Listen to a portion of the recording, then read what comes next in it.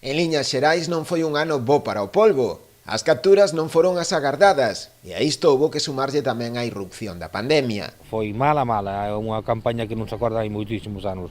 Estamos falando que solamente aquí na nosa lonja de Ribeira este ano tivemos unha pérdida de, en kilos, 200.000 kilos menos que o ano pasado. É unha pérdida considerable que é máis da mitad da pesca dun ano.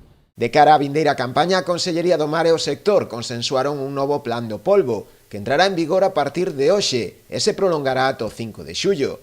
Durante este tempo queda expresamente prohibida a captura desta especie. Temos un pouco de esperanza porque ahora mismo que están parando esses aos mariñeiros, estou falando con eles e me están dicindo que hai un afloramento algo fora de serie este ano, non? Hai moitísimo pulpo pequeno.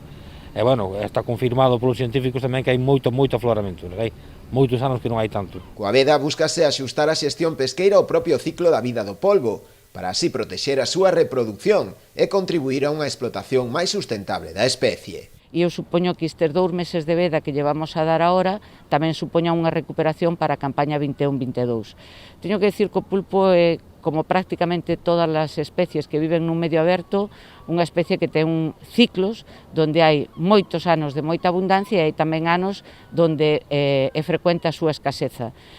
O que estamos comprobando é que o ano 2021 foi un mal ano para o pulpo, pero non só en Galicia, sino tamén noutros caladoiros como en Marruecos ou en zonas onde tradicionalmente se captura o pulpo, non?